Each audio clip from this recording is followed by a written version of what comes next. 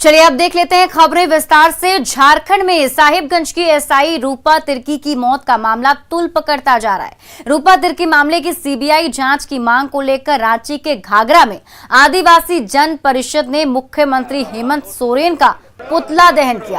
आदिवासी जन परिषद ने इस मामले में मुख्यमंत्री की चुप्पी पर सवाल उठाए। परिषद ने कहा कि अगर सरकार ने सीबीआई जांच की मांग नहीं मानी तो आदिवासी समाज चुप नहीं बैठने वाला है। सरकार के खिलाफ आंदोलन तेज किया जाएगा।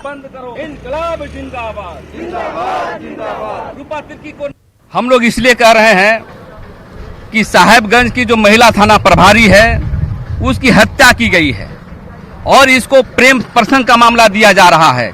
हम आदिवासियों का मांग है कि इसकी सीबीआई की जांच की मांग करते हैं हम लोग, क्योंकि दूध का दूध पानी का पानी हो सके। इसलिए कि ये अलग राज्य का निर्माण गुरुजी ने किया था। उन्होंने चाहता था कि यहाँ के आदिवासी मूलवासी की नीति सिद्धांत पर आधारित स्टेट हो, लेकिन उनके पुत्र हेमंत बाबू पूरे मिट्टी में मिला दिया।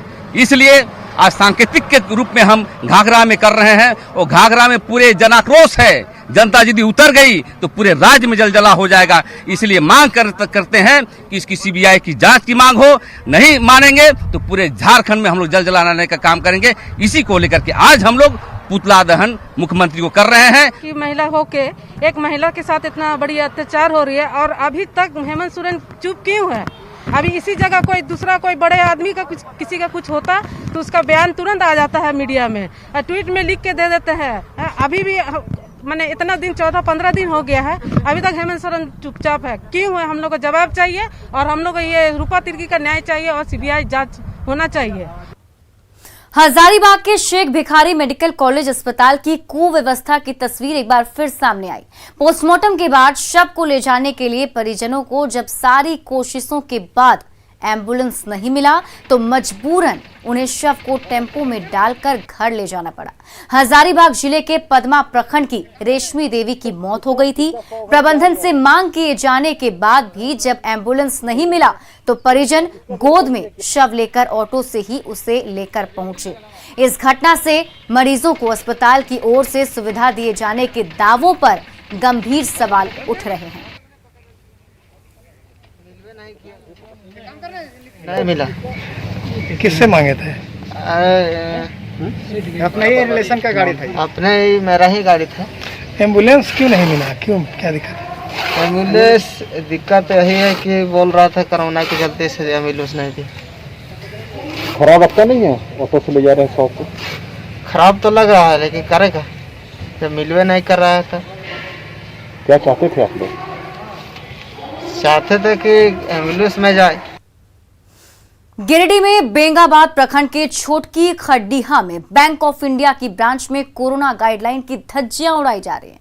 स्वास्थ्य सुरक्षा सप्ताह के तहत पूरे शहर में सख्ती लागू है। इसके बावजूद सैकड़ों की संख्या में ग्राहक बैंक में जुट रहे हैं। लोगों की भीड़ से कोरोना पर जारी नियम ताक पर दिख रहे हैं। वहीं बैंक में जुटी भीड़ में कई लोग बिना मास्क और बिना सोशल डिस्टेंसिंग के ही दिखे। लोगों का आरोप है कि बैंक में स्टाफ की काफी कमी है। वहीं काम करने की प्रक्रिया भी काफी धीमी है, जिसकी वजह से उनका काम जल्दी से नहीं हो पा रहा और इसी वजह से भीड़ बढ़ती जा रही है। कोरोना काल के दूसरे वेव में अगर मास्क सैनिटाइजर के बाद सबसे ज्यादा बिक्री अगर किसी चीज की हुई तो वो है पल्स ऑक्सीमीटर। लेकिन जमशेदपुर के बाजारों में कम दाम वाला चीन का LK87 ऑक्सीमीटर मिल रहा है। यह मशीन ना तो ऑक्सीजन लेवल सही तरीके से रीड करता है और ना ही सही नतीजे दिखाता है। दरअसल इस मशीन में जब पेन डालकर उसका ऑक्सीजन लेवल चेक किया गया तो उसका ऑक्सीजन लेवल 97 बता रहा है। वहीं दूसरी मशीन से जब जांच की गई तो पेन की कोई रीडिंग नहीं हुई, जबकि उंगली डालने पर सही डेटा आया।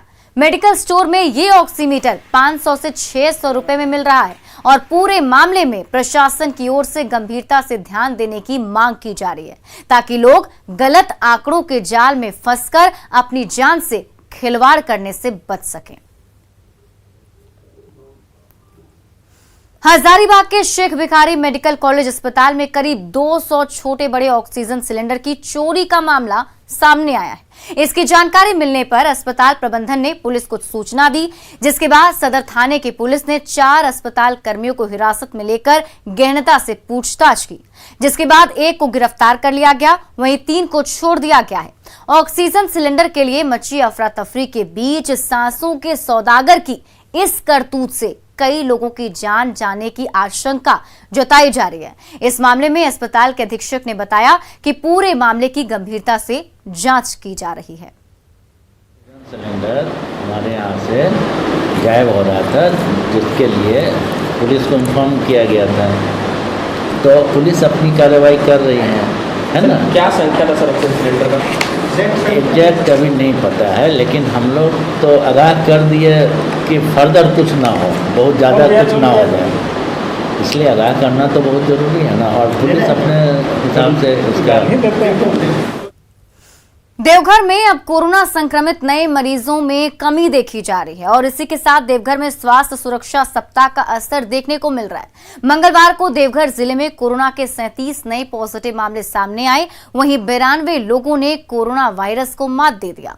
देवघर जिले में कुल 1182 एक्टिव मरीज रह गए हैं, जिनकी स्वास्थ्य विभाग लगातार मॉनिटरिंग कर रहा है। एक तरफ जहां कोरोना महामारी के दूसरी लहर से पूरा देश जूझ रहा है, वहीं अब देवघर से अच्छी खबर आने की शुरुआत हो गई है। देवघर में बीते दिन मात्र 37 नए कोरोना पॉजिटिव मरीज सामने आए हैं, वहीं 92 लोगों ने कोरोना को मात देकर घर की ओर वापसी किए हैं। अब देवघर में कुल 1182 एक्टिव केस बचे हुए हैं, जिस पे स्वास्थ्य विभाग के द्वारा लगातार निगरानी रखी जा रही है और लोगों से अपील भी की जा रही है जिला प्रशासन के द्वारा कि अगर ज़रूरी ना हो तो घर से बाहर ना निकले, मास्क का ज़रूर उपयोग करें। इसके साथ ही स्वास्थ्य सुरक्षा सप्ताह में कड़ाई भी देखी जा रही है देवघर में।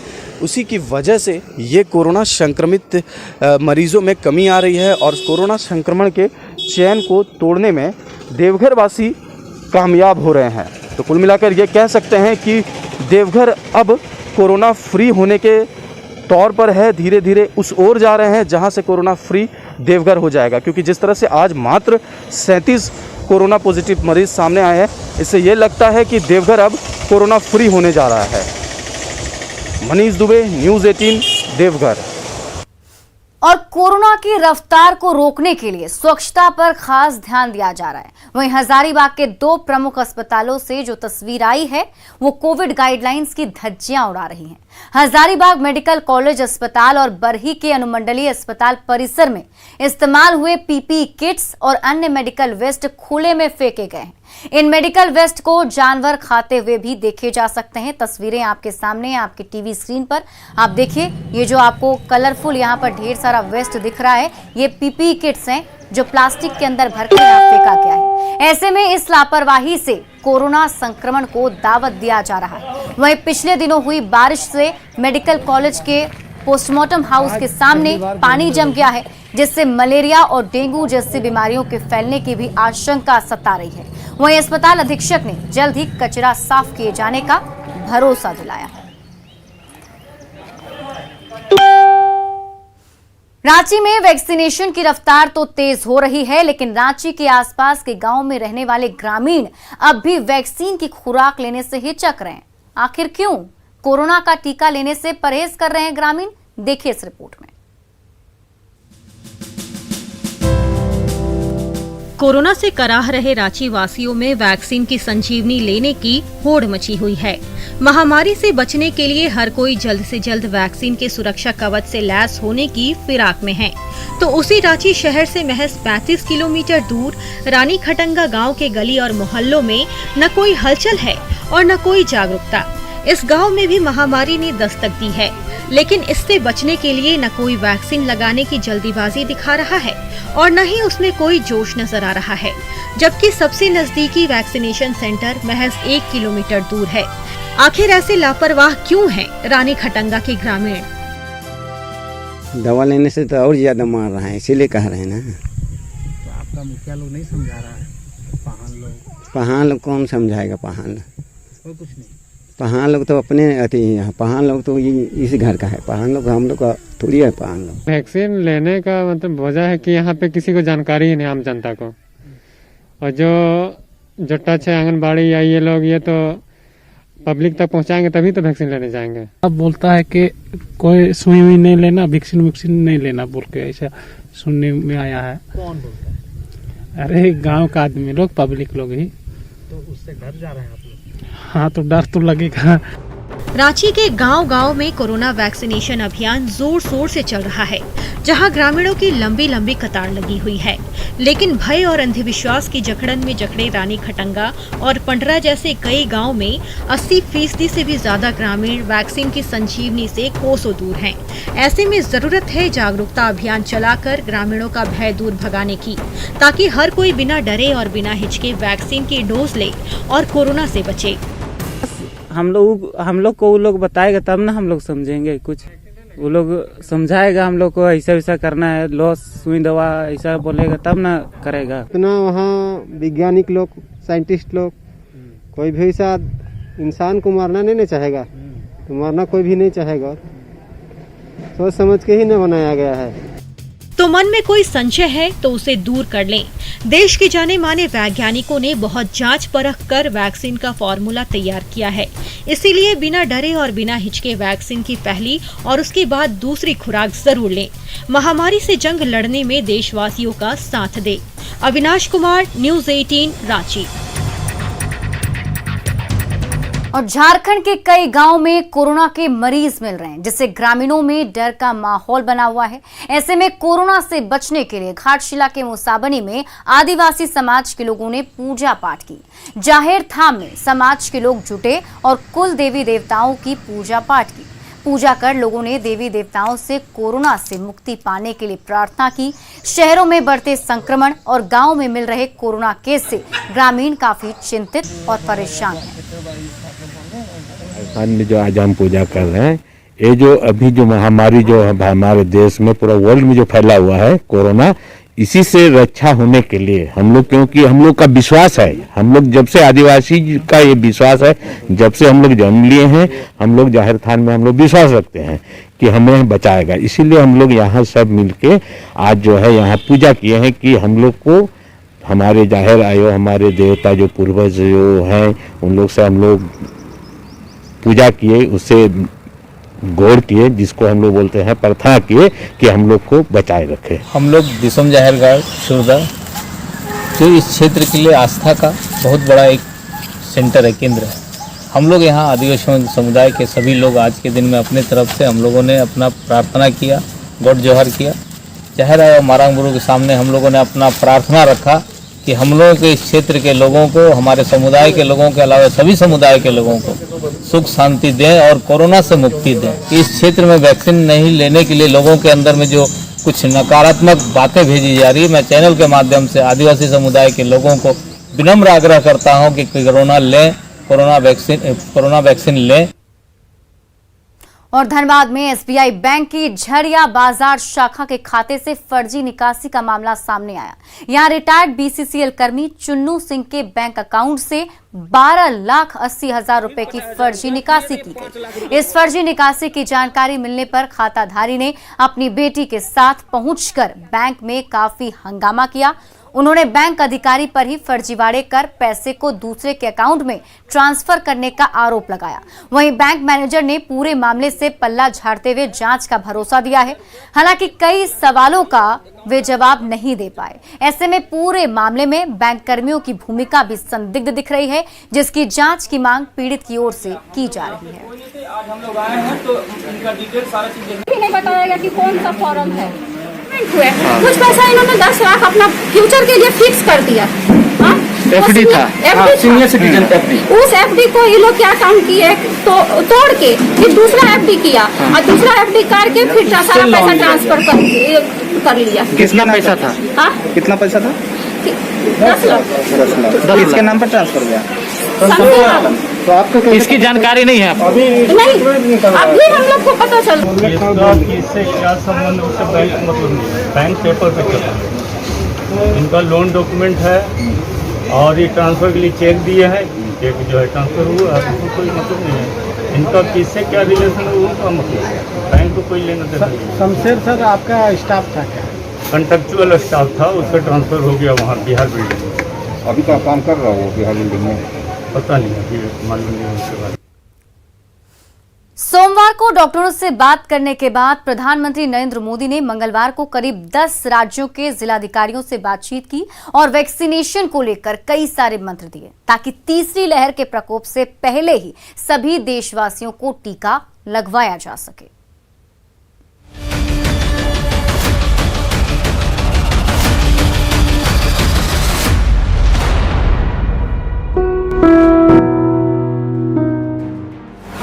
अभी हारा नहीं कोरोना, हो रहा है सुधार।